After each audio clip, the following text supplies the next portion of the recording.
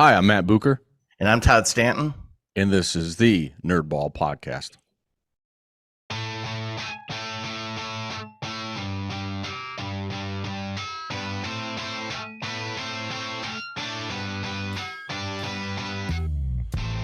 This is the Nerdball Podcast with Lorenzo Melcher. All right, guys. Thanks for coming on the podcast. I'm pretty excited because I don't typically have we were talking before, it's to be like, hey, interview, conversation style. And I did it a little bit with Jake Paluski when his documentary came out. But even then, like we know each other a lot, so it was a different conversation. But I'm excited for you guys to come on here, talk about your documentary that you both worked on, Paul Schlegel, Godfather of motorcycle racing. You sent me some clips. It's pretty interesting. I like the aspect of making a movie. I have zero interest in motorcycles. Like I don't. Yeah. So, and that was going to be my first question. Like, how do you even want to be a part of something and put so much work into it when there isn't a lot of knowledge there? Do you want me? I'll take that, Matt. That's a Todd question. Yeah. So I am beyond zero, negative numbers into motorcycles. Like, I don't even know how many wheels they have. All right. So that's how absent-minded I am on this subject. I know that Matt is talking about nerding into things. This guy is big into the whole motorcycle thing. Mm-hmm. And but I've known Matt for many years, and we did a little retrospective. He can talk about it later of the place that he works at, his day job, and he had this idea to do this documentary on this local guy that I never heard of before. But Matt was so excited about this, and like, okay. And when he told me what it was about, and the motorcycles, so basically we're going to do a documentary about an old guy talking about motorcycles. This sounds great, I thought the real challenge is if I could make this interesting to me, I could interest anybody. So that was it. Yeah, and also like because you know Matt so well, we wouldn't be talking about this. He wouldn't be talking about this with me if he didn't think something was there. Exactly. Yeah. Yep. Yeah. Well, maybe he would. I mean, I don't. You're right. Maybe I don't know Matt that well, but yeah. Yeah. So. Exactly. Matt, let's normally I start my podcast by asking what's something you've been nerding out about lately, something you're super into, but that leads into all this. Like you're part of the Toledo Trail Riders, correct? That's the organization you belong to?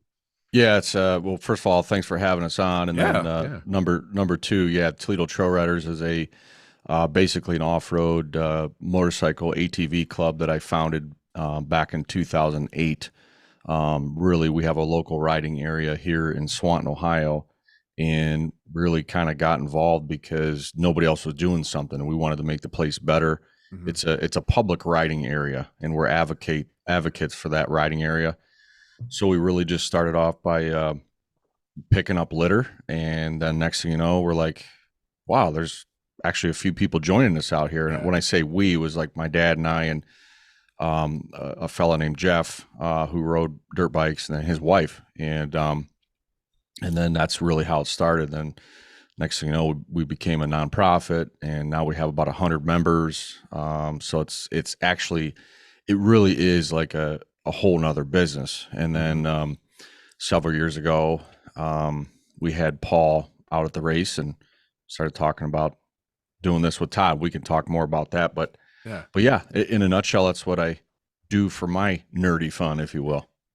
I always find it because your story isn't unique in the fact that once somebody finds a spot and says, hey, you know what, let's clean this spot up and we're going to use it, it always attracts more people. And then people are always like, and that's how it started. We're going to pick up garbage, make this place look nicer, in the hopes that it will bring people. And if you build it, they will come. And these people came to this place because you all had that same, like, I just want to ride, I want to be here. But it takes some initiative initially from people to just be like, hey, let's just clean this place up for us and see what happens. Yeah, and I don't think we had actually several that didn't buy into that, and hey, you're never going to get anywhere because the Ohio Department of Natural Resources manages this land, right? And it's kind of like it's a David and Goliath, type of situation. And we just kept working with them, and became friends with them, and became a partner, if you will. I mean, we're listed in the state of Ohio as a partner to Ohio Department of Natural Resources. So that's awesome. that had to start somewhere, and we just kept working hard at it. And it's the club has gotten much bigger than I ever imagined. We've done more than I've ever imagined, but I'm happy to help lead it. And I've met a lot of great people that are in the club, and a lot of them I call friends, and I talk to them almost every day, some of them. So it's really been a wonderful thing for me and my boys particularly. So, Todd, have you been out there and rode on, since making this documentary, have you been out there ridden on anything? No, I don't. No? Again, I don't even know how many wheels are on a motorcycle. So, no, not at all. I don't even know what he's even talking about. Is there? It's the one on airport, right? That's the one off at airport. No, wrong area. I don't even know. Not a clue. Zero. See? Are you guys negative friends? Numbers? Are you guys really friends? Yeah, I don't know I don't know why, but yeah, we seem to connect on some weird level. Matt, is there at that place that you guys cleaned up and now partner with ODNR? Is that motorcycles, ATVs, forward, like anything, or is it specific things that you have out there that you ride on? It's made the trail itself is 62 inches wide. Okay. On the main loops, and it's made for side by sides, ATVs, and dirt bikes. Yep. Oh, nice. Okay. Yep. Todd, you can get in side by side. That's like a it's like a car. Yeah, it's like a golf cart. Yeah. Oddly enough, we have friends who are really into that. So my wife and my 13-year-old have done that many times. So there you go. We just have to have them connect. I haven't. It sounds fun. Dirty. Sounds like you get dirty. And, not in a side. It depends on the kind of side by side. But I mean, they make them fully enclosed. You can just cruise on. Yeah, that's true. That's they got them with air conditioning and heat and all kinds of.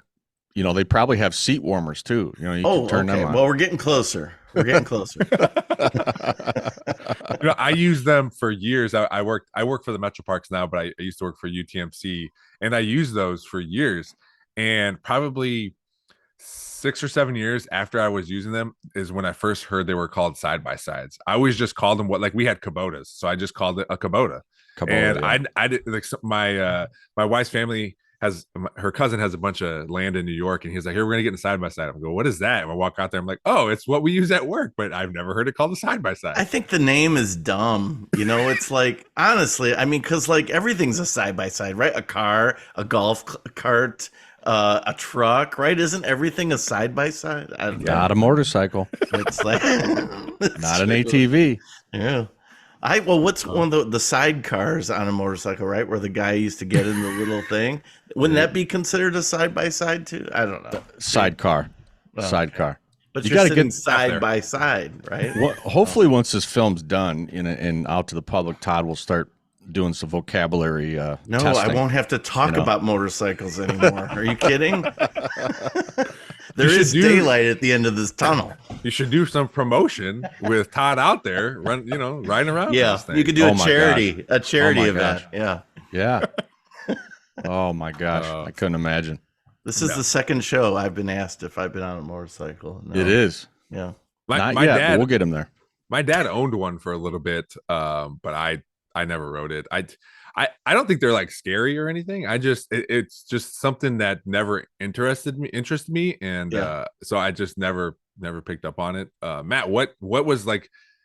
Obviously, you were probably doing it since you were a little kid, but do you remember your first my first motorcycle or my first getting into side by side or ATV? Of course he does. Are you kidding? Look at the expression on his face.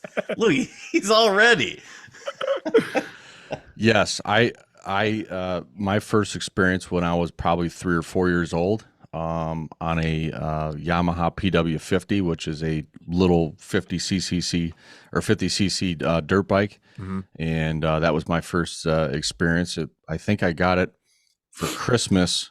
This was been mid to late 80s, and I think it was Christmas, the day after Christmas morning or whatever, and I'm out there. My dad's in the driveway, trying to show me how to ride it. And I just remember I was freezing, like literally freezing cold. It's snowing and wind's blowing and stuff, and I'm out there shivering my butt off trying to, and the boots are all stiff because it's I can't touch and all this kind of stuff. So it was an interesting experience, but yeah, I've been doing it my whole life. Don't do it as much as I used to, but And your dad does too. my dad does too. So I'm actually considered, I would say, a second generation rider and racer. I've done a lot of racing in my lifetime too, and now my boys are in it, so they're third generation. So That's awesome. That's always good when you can have like a thing with it's great to have a thing with your dad, but then to have like three generations of like, hey, we're all connected with this one thing. It makes, obviously you're out doing it because you want to have fun, but having all these people there that support you and know exactly what you're going through or know what, they've done this thing, multiple times, so they can help you out, if they choose to ask. I know kids don't necessarily always agree with parents, but that knowledge is there for generations to learn and get better. well, what's funny, so my sons are, my oldest is 13, almost 13, and my youngest is 9.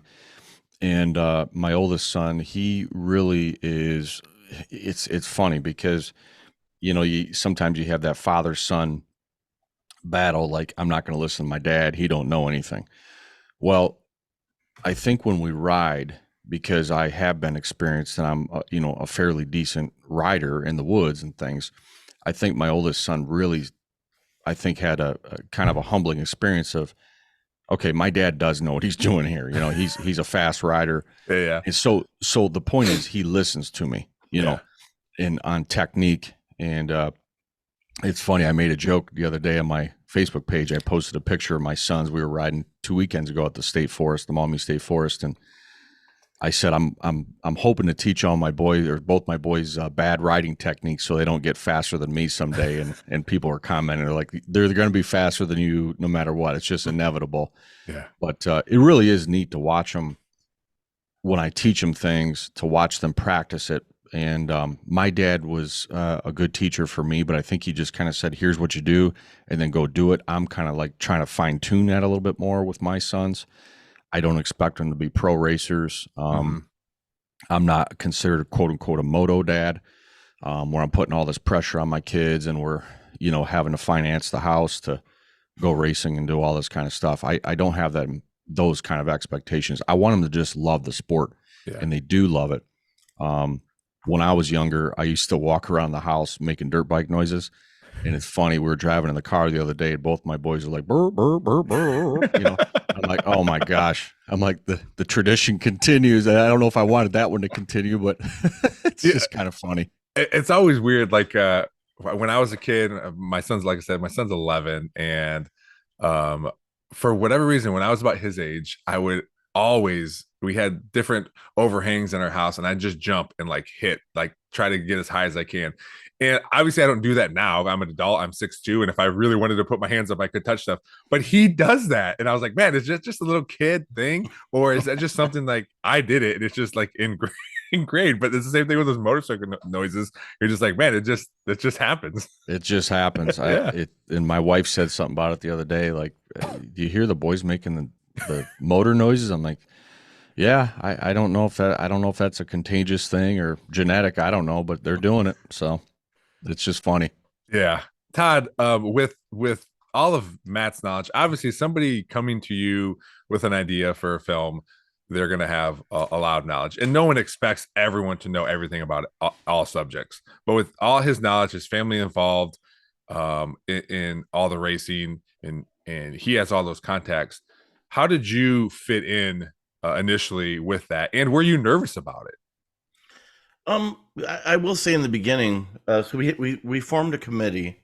There was about 5 of us, and this started before the pandemic, this idea. So Okay. this documentary's been in the works for about 3.5 years.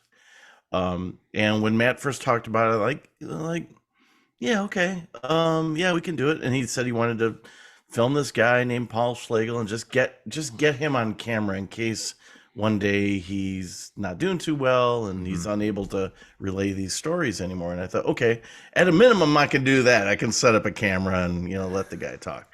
But then the idea of it really becoming like a documentary, I think evolved over time. Like I said, initially Matt just wanted to capture this and see, you know, if we can do anything with it. When we did interview the guy, I wasn't hearing motorcycle stories. I was hearing business stories, like how this guy took this little fledgling business of his and made it into a thing. I'm not hearing motorcycles. Like I know there's motorcycles in this, but it was, to me, it was more of that. So in the early days of this, now moving it from footage to documentary idea, I'm just sitting there going, I don't know how I can tell this story from a nerdy motorcycle point of view, because I'm just hearing this fascinating story about how this guy grew his business.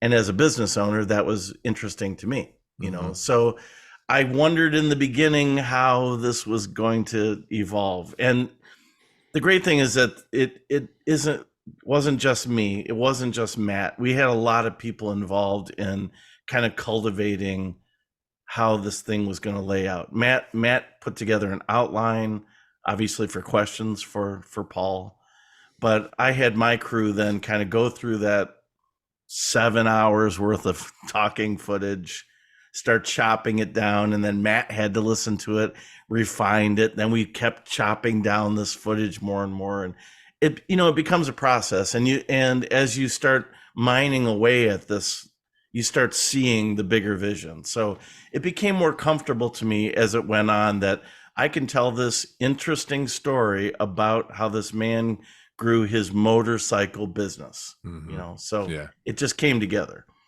Was Paul involved from the beginning, or were all of you like, all right, we're going to have all our stuff ready to go for him specifically, because we know he's getting up there in age. We don't want him, if he doesn't want to be around all of this all the time, we want to be cognizant of his time. So let's get everything ready. Or was he like, hey, I want to be involved too?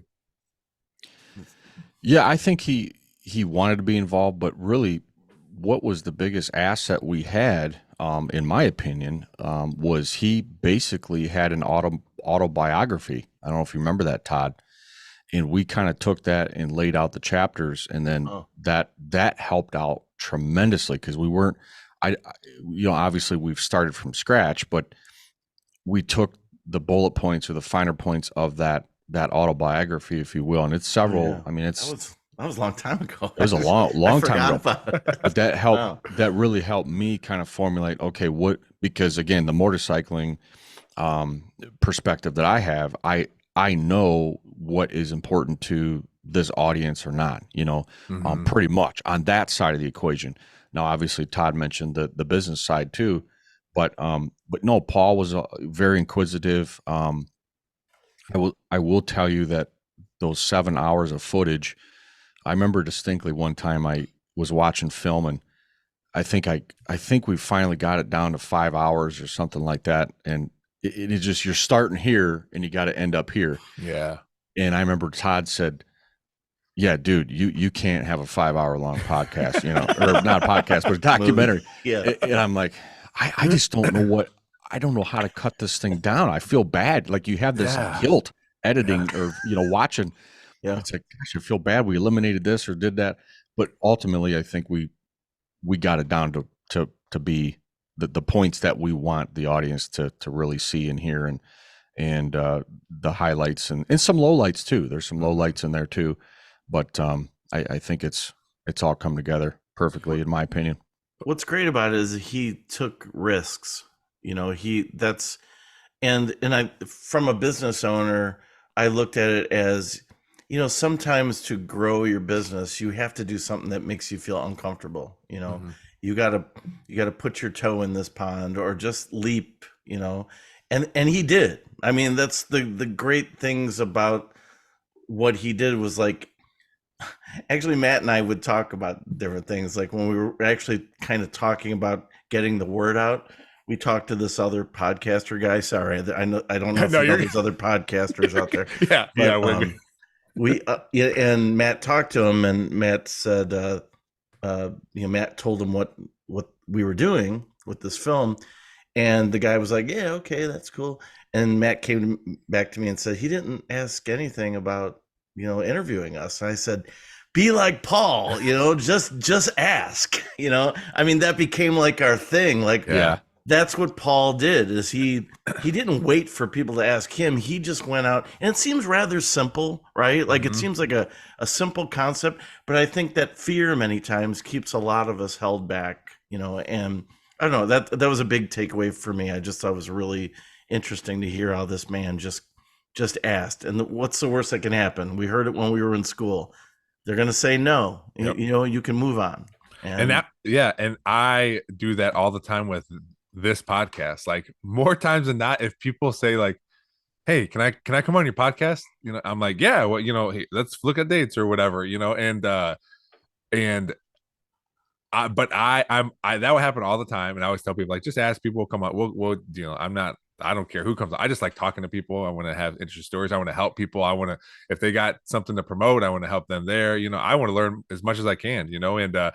But I am so scared to ask people to come on here because of that no. Like, I'm getting a little bit better, but because of that no, like I don't want to be told no. And then rejection, right? Yeah, it's terrifying to the point where it's probably to the detriment of the podcast that people will come on that as long as I ask them. But I don't know, I'm terrified. Well, that's why I thought it was so fascinating that this guy, even though it's such a simple concept, when you see the documentary, some of the things that he just asked, and he's, I don't know how much you want to give away, Matt, but there's a couple things we've said before, but all he did was ask, and what's the worst that can say no? Well, we revealed the one on Channel 13. So you've heard of the Pontiac Silverdome. Yes. So this is one we can share, and it is in the film. But basically, when literally they're building the Silverdome, they're digging the hole in the ground. The construction trailers are there, and in Pontiac there, and Paul. It's not a Silverdome. It's not a Silverdome. It's just an idea. Mud pit, yeah. They're moving dirt, and Paul's like, "Yeah, I'm gonna go up there and check it out." Well, he goes up there, and he's talking to the contractor, and he's like, "Hey, I want to get a race here someday." And then he buys the land for the dirt for the Silverdome, and it's the that dirt kind that of they stuff. were digging. He took so he could sell back to any of the things that were going to go on there. Any event that happens there that needs dirt, monster trucks, off-road stuff, whatever.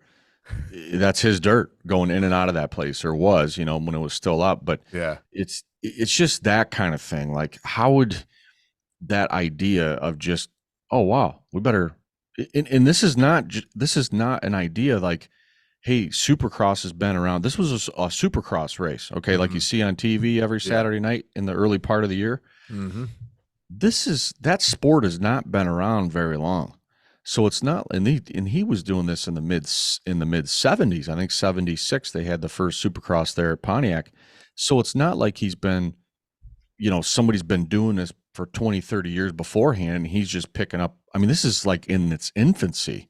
He's creating these ideas and these, like Todd said, these monumental business decisions that he was fearless in asking and making things happen. It's really phenomenal to be honest. And he's an unassuming guy. Like, if you see, he's not like a big burly guy coming in there with these ideas. He's this little guy, and just, I don't know, impressive for all of us, Oh, I bet. Yeah. It's amazing. It's really amazing. It really, I think, so our club does a race one time a year, and that's how this idea got started. We had Paul out at the race, and our actually at Heinz Farm several years ago, 2019, and so I, being a race promoter, if you will, you really start to have an admiration, respect for what Paul's done in the amount of work and challenges and things that it takes to put on a race. Mm-hmm. And we're just putting on a regional race. And here Paul's, I mean, in 76, he put on 6 professional national races in 1 year. 6. I mean, nobody's ever done that. Nobody's even come close to that kind of stuff. So it's just amazing to me. It's kind of the story you don't really hear about, like you hear that there's an event being here, but how did it get started? I mean, how do you, I mean, how, Lorenzo, how do you get an audience, right? Yeah. Like, how do you do that? And it's just impressive that this little unassuming man could fill a Pontiac Silverdome. Well, everybody's heard of the riders or the racers, right? You probably have heard of, I'm assuming you probably, maybe not you, Todd, because you're Motorcycles. living under a rock, Yeah. but, Yeah. like Jeremy McGrath, Yep. Ricky Carmichael, James Stewart, Travis Pastrana, Yeah. Yep. they're household names Mhm. to a point. Everybody's heard of racers. You don't hear about the guy or the gal that's putting on the race, Mm-hmm. who got the race there. Yeah. That's the unsung hero, I think. How do you? I mean, you tell all these stories, and you're talking about the 7 hours of talking to Paul. Like, how do you? And you mentioned it a little bit, trying to break it down, but because I feel like there could have been a push pull with like, hey, we it's got to focus on motorcycling. Was like, well, the start of Paul was these businesses and his businesses, and how, like, what is how does that work in order to make this right? Because like I said, it sounds like there probably could have been 2 different movies. It wound up being a toss the ball back and forth kind of scenario. Like, we had to just whittle this thing down. Now, there was an advantage. There was a lot of stammering and stalling and so all that stuff kind of had to be cut out. Mhm. So you probably took out 2 hours just of that, if Yeah. you would compress it. But then it was just a matter of like, what's important, what is just trivial, I kept saying to Matt, how much of this is kind of nerdy and stuff that we want to follow as part of his story, and some of the nerdy stuff has got to go. It's cool, but if we want to entertain more than just a motorcycle crowd, we have to take some of the nerd stuff out of it. I know this is the Nerd Ball podcast, sorry, but we have to we got to take some of that out. Yeah. Just so that we can keep this. So it became more ka-chunk. Matt, I think, hated talking about Paul Schlegel after a while, because after we'd cut it down, we'd send it to him and like, okay, now what do you want to cut out? I'd listen to now this 4-hour thing, and then it kept cutting, and we got it down, believe it or not, down to 52 minutes. Wow. That was hard. Yeah, and it makes you think too, like just hearing all that footage you have of just everything, not just Paul talking, to get it in 52 minutes. My first thought was, man, that's got to be a really good 52 minutes because of all the stuff you have. Like, there's just in order, because it is a difficult thing to do to break it all down, but it's so compact compared to everything you have in total. Like, there's probably I'm expecting a lot of good information and good all this stuff to really feed into the masses. Yeah, I think we pull it off. I mean, Matt obviously was the ultimate, guy to impress. Actually, we put it before our committee. Matt had seen it develop through the course of time. Mm-hmm. I had initially had my assistant go through, and he was, between him and Matt, were the one whittling it down. And then, Eric Oblander from BCAN. Yeah. He works for me part-time. So he then took it when we finally got the meat of it done. Then Matt wrote narration. Matt wrote, he put together the titles and all that kind of stuff. And then, so it was really getting clearer and clearer. And I had final say in the edit, obviously. So Eric would show it to me, and I'd start making, huge lists, do this. And I'd give it to him, and Matt would Eric would whittle it down. So many names in this. He'd whittle it down some more. He actually came over once. We sat and watched it together, and I was like, okay. And I make little notes, and then it got to the point where it was like we were closer, but there was still a lot of things in my head that needed to be done, more artistic things. Mm-hmm. And I started making a list, and I said, screw it. Just give it to me. I'll do it. It wasn't anything on Eric's part that he wasn't capable. I just had a vision to this thing that I just felt it would have been quicker. And then from that point, I probably have put over 100 hours in it. So, and I'm still, it's open right now on my desk, I'm still making little tweaks to it. And just because I want it perfect, Sure. like it's as perfect as we can get. We put it before the committee about a month ago, and I told everybody, I don't want anyone to talk. We gave them a pencil and paper.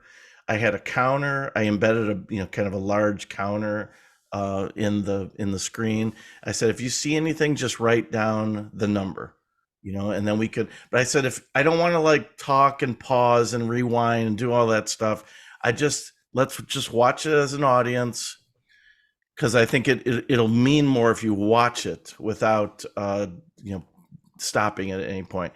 And so during the thing, we're hearing pencils, writing stuff here and there. And then, but no one said anything. They laughed at the moments that, you laughed. There's a sad moment in it that, you got a reaction. When it was all over, it's got a really nice tension to it at the end. Credits come in, and they all clapped. It was just such a relief. Yes. To put it before these guys, and they just thought it was great. So then the notes were minimal. 2 guys clapped, 1 guy walked out, but I mean, other than that, it was Well, Todd had it by then. Yeah, he's like, I'm out of here. Yeah, he was trying to find the popcorn, but yeah, it was awesome. Well, I just want to just put it on tape that it was amazing to me, because I've been telling people, of course, it's my opinion, and from what I've seen, it's exponentially better than I ever envisioned it, ever. And I was just going to ask you from the beginning, is it what you expected? But it sounds blown out of the water. I mean, it's and really it's because the guy sitting on the other end here, and his crew, because it could have been just listen to Paul talk. I'm not a huge film person. That's why the first person I called was Todd, because he is, and I don't have Spielberg's number. But sorry, Todd, I had to throw. Well, I was impressed he knew Spielberg. So yeah. John, is it John? It is John. Yeah, you got it. Yeah, you're getting there. Oh, Frank Spielberg? I don't know. I don't remember. But anyway, my dad, it's funny. My dad has all kinds of interesting things. He calls certain things because he just doesn't remember names real well. And what did he say the other day? Todd put some Todd stank on it. And that's my dad's version of artistic enhancement, I think, is what he was referring to. That's how I took it, at least. That's accurate. I've got a little dictionary of my sounds good to me. Yeah, words. sounds good to me. But it's true. It really is true. Todd's done some work for us at our company. I work for a family business here in town, a nursing home facility, Elizabeth Scott, and that's how we've been connected to Todd. And I knew he'd be the first person to say, is this a good idea? Number one, and number two, I knew he could do the artistic enhancements or stank. Put his Todd stank on it, and take it from here to through the roof. And again, it's my opinion, but I don't think the audience is ever going to be bored during the film. It's not going to be just somebody talking for hours and hours. And that's kind of during the editing part, I kind of was getting a little down. Not down. I don't know how to describe it, but maybe down. Overwhelmed. Yeah. But then I, again, kind of thinking, okay, Todd's going to have to heighten this up a little bit because it is a lot of Paul talking, but there's a lot of movement. I don't, like I said, for 50 some odd minutes, you're just, I don't know how anybody could be bored. You're not bored with it. And It goes fast. it does go fast. Yeah. Yep. It's really good. I'll ask you both the same question. Todd can answer first. What was your working on this from start to finish? What was your favorite part? Oh, my favorite part. Honestly, the part where when Eric finished up his edit, or when Eric had it at a point that I felt like, wow, this is going to work, you know? And then when I started thinking, because there was a point where I thought, this is good enough. Yeah, it's whatever. I don't know. Old guy talking about motorcycles, a shot of this motorcycle, and a shot. But well, you also said this is going to work. Like, how far along in the process you're like, all right, I guess it's all right. This is going to work. It was in that development, you know. So maybe halfway through, as I'm seeing it, you know, I'm just thinking, I don't know if there's a story here. I remember even telling my wife, like, I don't know, it's not about motorcycles to me, and these guys are just gonna like get all excited about, oh, the 2cc blah blah blue blue, who cares, you know? And I'm like, there's just not a story here. And then as I saw it whittled down, I thought, oh no, there is. This is gonna work. I think this is gonna work. And then as I would refine it through Eric, it got more exciting. And then when I thought, I'm just going to take it over. And I have never been so excited about editing before. I just thought, I get to take something that, you know, is technically mine. And, you know, as we've produced this, but it's someone else has done all the work, you know, and I get to fix it all the way I want. And that became really exciting to me. And so I'm still excited about it. It's been 100+ hours since, and I still love it. Matt, what about you? You know, this is a long process. I'm sure there was, like, just like you said, a lot of ups and downs. But what was the one thing that you think, like, man, this is all worth it? So it's gonna sound kind of weirdly morbid, but Paul just passed. Okay. All right. I want to throw that out there, and it was really ideal to get this done. Our goal was to get this done before something would happen to him, and he did get to see it. Was that the beginning of April, Todd, or beginning of March? I think it was beginning of March. He saw that version at that time. Yeah. And so I guess that was, I don't want to say excitement, that was more of a relief. But last weekend during the Supercross race, this is Supercross, which is a worldwide viewing audience. They had a memorial, a tribute for Paul live on television. And that's maybe not exciting, but I think the word may be more validation that we're doing the right thing here. And we're doing it for a guy that deserves it. And I'm just so relieved he got to see it. So I just want to point that out to kind of piggyback on the excitement word, or, you know, that kind of thing.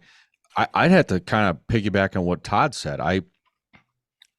Hearing Todd when he started editing it, and then all of a sudden he just kicked the door down and said, I'm taking this in my reins here, and I'm going to put my Todd stank on it, you know, and I think that was really exciting.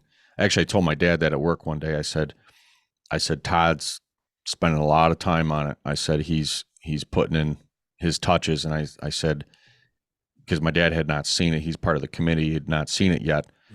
And I said, we literally went from here to here. And in a couple of those editing rounds. So that was exciting to me when I saw after Eric's version and then after Todd's version, I was like, you know, I come home and I told my wife, I'm like, it's really good. It's blown my mind as far as how much better it's gotten. And again, that's their hats off to them guys. Yeah, because go ahead, Todd. Go ahead. Well, I was going to say, Matt touched on it with Paul passing. I And I can actually literally get emotional about this for Matt. But it was 3.5 years when he talked about this. He brought this up, this idea. And to think that right before, I mean, he passed, like, what's it been? Is 2 weeks, a week and a half? 10 now? days ago. 10 days 10 ago. days ago now, today. Matt called me. I was the first one that he called. And I told him, I'm so proud of you, because like this Yeah. was his idea that nobody was pursuing, and the film has gone from being like a vanity piece to now a legacy piece, just with that news.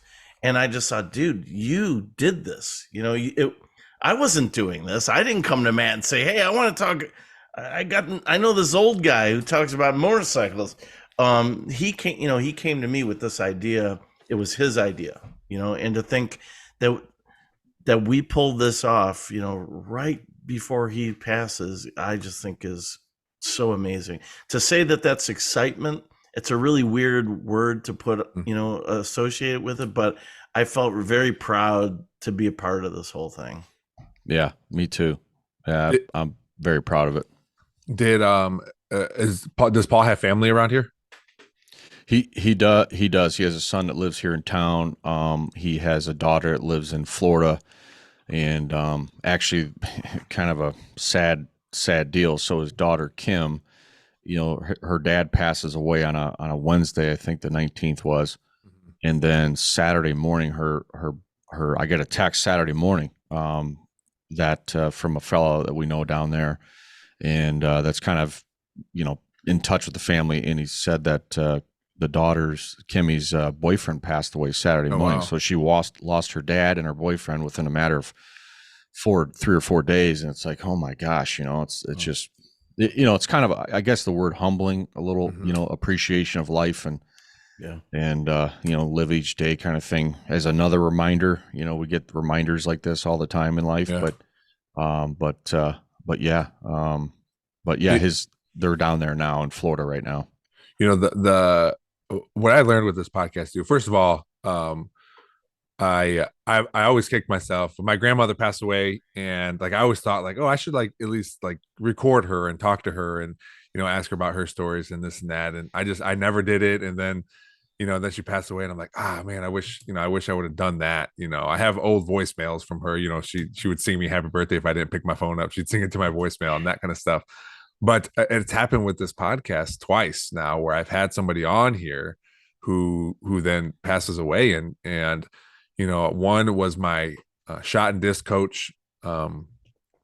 He we called him H. His last name was Henches, but H was a super important person to me. He came on here, we talked about his family, just normal episode, and then he passed away. And to be able to give a USB stick to his wife, say, hey, here's the podcast. You can have this podcast. You can share it to whoever you want. People don't have to download it from me anymore. You can have it. You can do it. And they get to listen to him now whenever they want to, or whenever she wants to. And the same thing with this film now, with him passing away, there is, now this is obviously specific to motorcycles. And I'm sure that he talks about other stuff too, but now they get to see him and listen to him. His family does. And I think that's important too, is like, they might not care about motorcycles like he does, but they sure as shit care about him. Right. So Right. they're gonna, have this for life and for generations, and their family gets to see this now. That's what I've always found fascinating about the time period that we live in compared to previous centuries, is that they didn't have this kind of technology, where you can record somebody. I think of like the very old films of, like, say, the early 20s, and those images never existed before in human history, and we still have them today. So it's nice that we're able to capture these kinds of things and hold on to them for generations and generations, and be able to share those stories, and they just don't fade away as easily as maybe they would have 400 or 500 years ago. Mm-hmm. I appreciate you guys coming on here, but before we wrap up, to a couple more things. Obviously, it's going to be played at the Maumee Indoor Theater, which is a cool place. I've been there a few times. I've seen kids do things there. I think my daughter, in a couple months, she's going to do a baton recital there. I've seen one of my friends, Keith Bergman, filmed a comedy special there. It's a cool place. I really like it there. It's a theater, but it's old and intimate. Mhm. It's gonna be. Is that the? I'm sorry. I think it's the 14th, 13th, 13th. 13th. Yeah. It's gonna be there. What are your plans besides there? Are there any other plans to show this? Because it's one night, but are there any other plans that you guys have for this? Well, we don't really have set plans other Mhm. than what we do. What we hope is to maybe take this to different towns, Okay. and do the same thing. We Road hope, show it. Yeah. yeah, road show it, and I told my wife we're gonna pack up the van. We're gonna be like a circus roadies, and no, that there seems to be a lot of calling, if you will, or messaging on social media and such for, hey, can I stream it? Because there's people that are living out of town and that kind of thing. And I Mm-hmm. think we want to get to that point, but down the road, we kind of want to, utilize the momentum that maybe this brings, and we won't know. I mean, we just won't know until the showing. And I think afterwards we'll really get some feedback, and I hope it would sell out, and we do a second show here in town, Yeah. maybe at, some point during the summer or something, but we'll see. I think we got to just let it direct us on where to go. And we'll know what the right thing and the right pathway to do, here in the future. So, Yeah, the tickets are like halfway sold at this point. Okay. So, yep. I mean that's encouraging. Yeah. Most because we were talking the other day, like how often do you buy your tickets in advance? Like Yep. for something. So, we've heard. I know there's a handful of others that just friends of mine that have said, "Oh, I want to make sure I go to that." So, yeah, I mean, we're hopeful. Well, it depends. The best case scenario, we're gonna have to turn away people. It's already sold out. And hopefully set up another showing of this, and a roadshow version of it would be fun. But yeah, we'll see what happens. Streaming is down the road at this point. I mean, Yeah. Todd Productions is the one that benefited mostly financially from this, but the Toledo Trail Riders, they had a campaign, and a lot of people contributed to the production of this, and so at this point on, it's any of the money that they can recoup in ticket sales would be great. Yeah. And I know by asking this question, I could get you guys in trouble, but are there other people that you would like to thank, or people that were involved in this, or people, that, because obviously it wasn't just you, you've named some throughout this interview, but other people that have helped you guys? Well, for me, it's my assistants, which is Austin Ibarra. I can't even say his name the right way. I even tell him I don't even like the way he says it. It's Ibarra. It's Ibarra? like, don't ever say that around me again. And then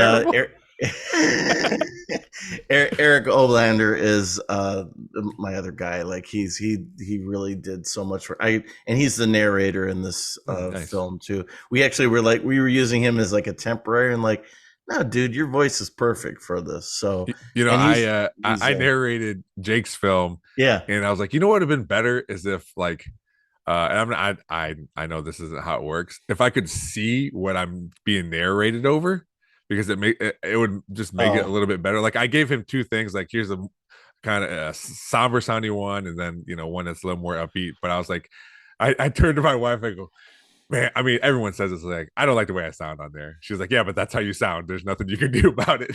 Yeah, and it's hard to do that as a guy who does this for a living. It's hard to, because it's hard to read a script and watch. You know what I mean? So it's like, I will just direct a person. I want this. I want your voice to go up here or whatever. So it was cool. It was my first you did great voiceover work. It was fun. Yeah, you did really good. Well, thank you. Yeah. Matt, what about with you? Anybody else that you want to mention? Well, I want to thank our sponsors. I want to thank Todd's team, all the sponsors that helped us out. Our company, Elizabeth Scott, which my dad was the biggest driver on that. I'm just going to be very blunt and say it, without his sponsorship and contribution, this wouldn't even be happening. I mean, it would be still an idea.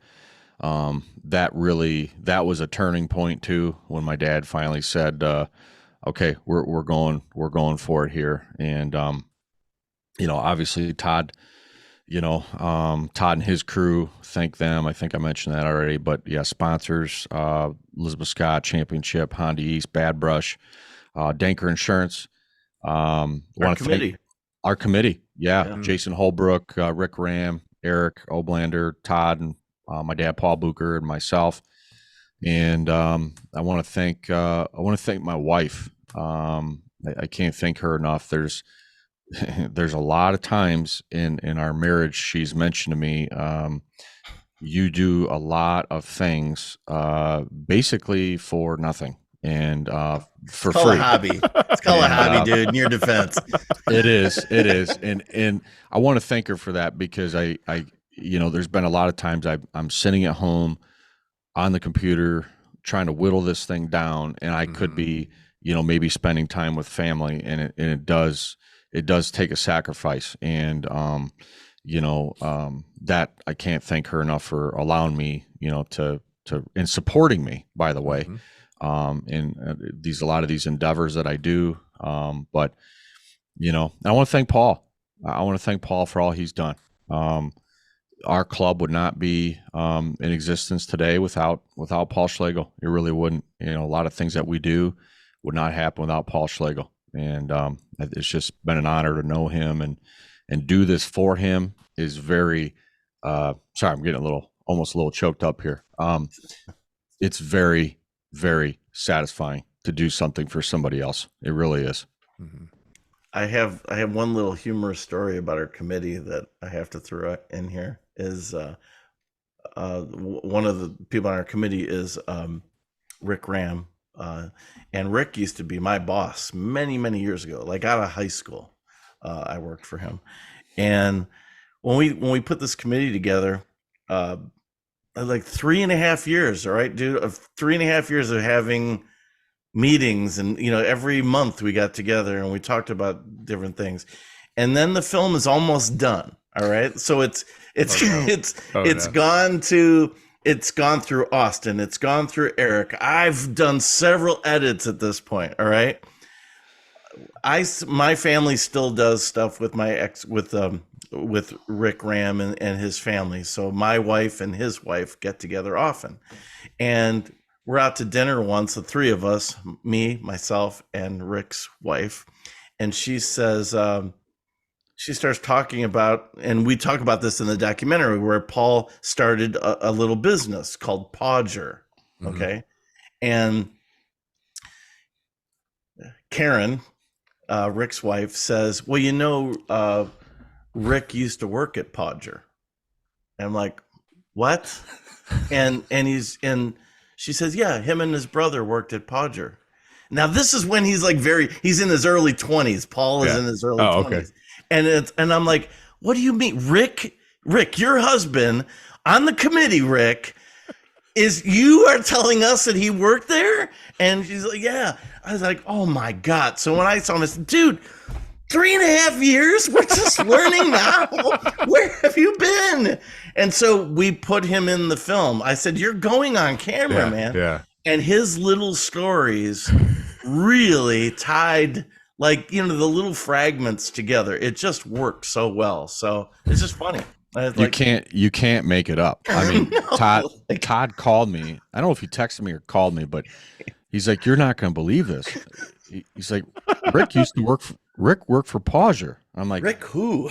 I'm like, Rick who? He's like, Rick Ram. I'm like, what? Committee Rick Ram. How I mean, if this was a committee and a decade long, would he tell us on year 10? Come on, Rick. I know. It's just funny. Yeah, it's just hilarious. But so no, it really brightened up the film even more. Like they had the little tidbits of stories that he had. Just really, this whole thing has just turned out so well. Yeah, it's great. And again, I said at the beginning, I didn't know anything about anything with motorcycles, but you guys really told the story of it here. I appreciate you coming on here. If people want tickets, it's Mommy Indoor. What is it? Mommy Indoor Theater. mommyindoor.com. mommyindoor.com to get tickets. I'll put that in the show notes too. People can click right on it. If there's any other websites or pages or anything, Where can people get more information? I think there is a Paul Schlegel documentary Facebook page too. There is. Yep. It's just hard to spell Schlegel, so that's why we elected to go with the mommyindoor.com. Yeah. And I think from there, does that take you to the documentary page, Matt? mommyindoor.com does not, but there's a paulschlegelmovie.com website. Okay. All right. And then you can find it on our club page, ToledoTrailRiders.org. Okay. So there's stuff. You just use Google. It's everybody's friend. And if you just search it, it'll come right up. If you just search the Godfather motorcycle racing Paul, that'll pop up. But yeah, the place to go to get tickets, pre-sale tickets, are at mommyindoor.com. I want to just one more thing, if you don't mind. Yeah. You say you work for the Metro Parks. Is that your day to day? Yeah. Okay. So I'm going to have to play Paul Schlegel here. So I think I don't have a lot of pull, but we'll see what happens. I know. It's about asking. It's about asking. Sure. But our sport is an outdoor sport. Yes. You guys are outdoor people, and I've tried to, bend the arm of a couple of your coworkers, but I think there's really an opportunity there to do something with the motorized community. I know it's going to take a special place, a special, because we make noise and nobody wants the noise, right? Yeah.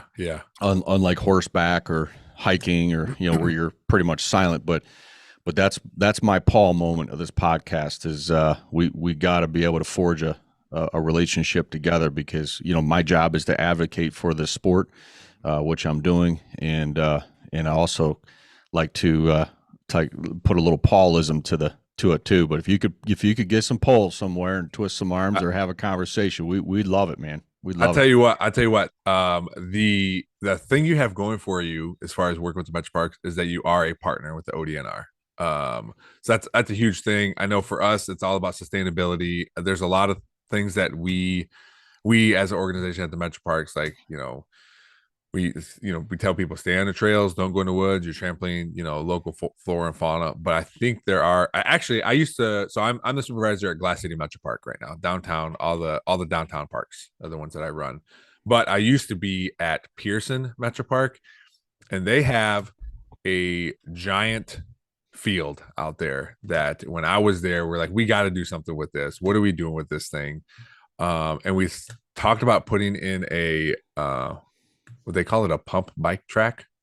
Yeah. There. But it is an open field, and there are other areas. It's just finding the people that would be interested in that kind of stuff. And I think it'd be cool. I mean, as long as someone says, "Hey, Lorenzo, there's an extra bike you can try out," I'm all for it. I can make that happen. Yeah, but I can definitely talk to people about it. It'd really be our natural resources department to see, like, hey, is this something we can do? Is this feasible? And start from there. But I have no problem talking to people about it on your behalf, and then we'll see where it takes us. Well, I appreciate that, and we've had conversations about our events and stuff that we've done, and I, like I said, that's a huge mountain to climb, and I understand that, but you got to start somewhere, and Sure. just like Paul did, he started by asking questions and keep pushing, and but we're doing things the right way. We're a family organization and that kind of thing. But I appreciate you guys, what you do there at the Metro Parks, because we utilize them. We live out in Swanton, my wife and I and my boys, and we ride bikes and we hike and we do. I mean, we're just very blessed to have that here in Northwest Ohio. So yeah, it's an awesome place to work for. And if you get a chance, if you haven't been downtown to see Glass City, the brand new park, check it out. It opens officially June 9th is our ribbon cutting, but people are up there now. It's hard. I'm in the building. There's a rent. It's not rentable. It's just a public building, and I always have to kick people out. Like, hey, technically we're not open. It's still under construction. You can go these certain places, but people really like it. If you get a chance to be out there, it's on the east side. Either of you, if you guys get a chance, shoot me a message. I can walk you around and show you before we open. cool. Yeah, we'll do that. I'd rather not have you throw me out, so we'll call first. All right. Well, thanks again. It. Yeah. Thanks again for coming on here. This is really cool, really interesting. Something, like I said, I don't typically do, but This podcast isn't really anything typical, so I'm open to anything. And this was great. I will, like I said, I'll post all the links that I can find in the show notes for people to get tickets and to check out the movie and everything. So thanks again. Thanks again for coming on. Thank you. Appreciate it.